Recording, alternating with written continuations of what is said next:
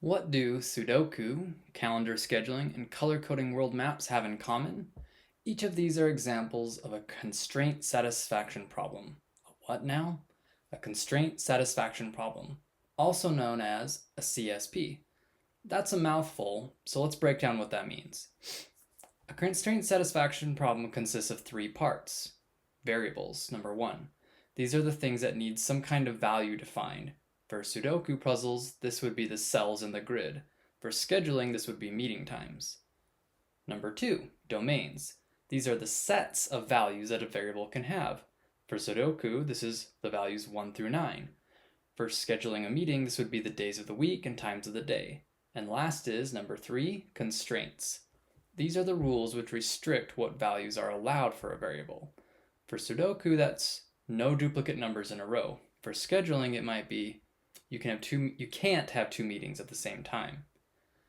Now that we know the elements of a constraint satisfaction problem, we can ask the hard question. How do you solve one? There are several different techniques. I'm going to focus on one of those today, which is called constraint propagation. Constraint propagation sounds more complex than it is. The goal with this technique is to reduce the domain. If you remember, the domain is the set of options a variable might have, and we want to reduce that number of options. Less options means we have an easier time choosing one that works. Once we reduce the number of options for one variable, we share that information with all the other ones, so that they too can eliminate possibilities. This is where the name comes from. We're propagating the constraints. For Sudoku, that means we start with 9 choices, eliminate some, share with all the other cells, eliminate some more, share with the other cells, a few more times, keep doing that until we're down to just a single choice for each cell. This is much better than doing a brute force search, where you check each cell over and over again, trying random numbers until you get a combination that works. You'd get there eventually, but it's slow. Not only does this technique help you save time on the overall solution, it can also help you avoid wasting time on problems that just don't have a solution. There are some constraint satisfaction problems that don't have one, where the constraints are in direct conflict with each other. Think about the scheduling problem where you need to find an open time on 10 different people's calendars.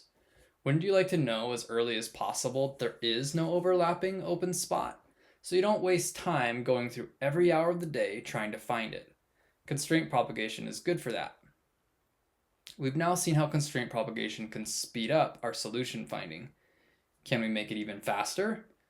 Well, it depends. Depending on the problem, you might be able to do 2 or 3 or 4 or maybe even 100 things simultaneously. We call this parallel processing, and if you apply it correctly, you can get some nice speed gains. Let's look at an example.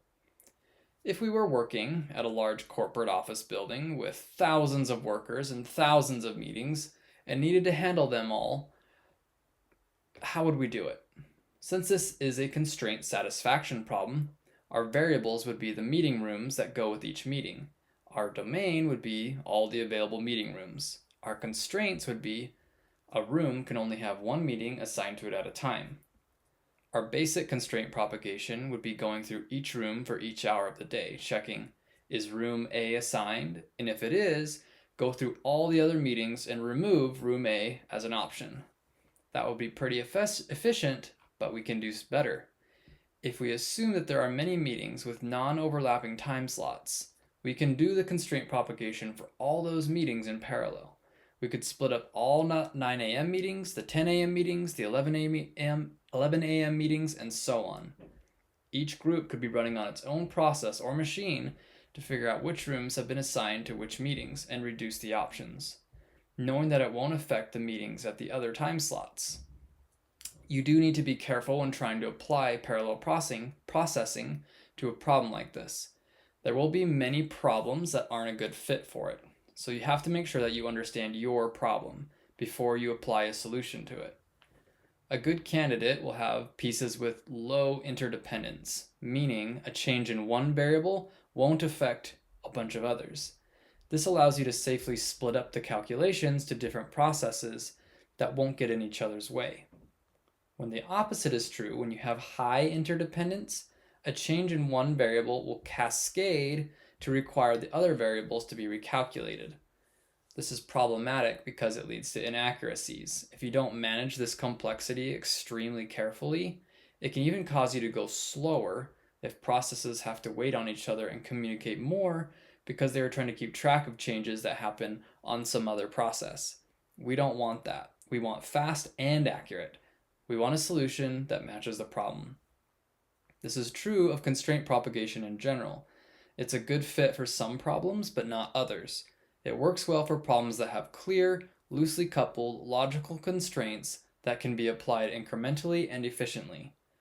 Problems that don't look like that probably won't work well with this solution. As they say, don't fit a square peg on a round hole.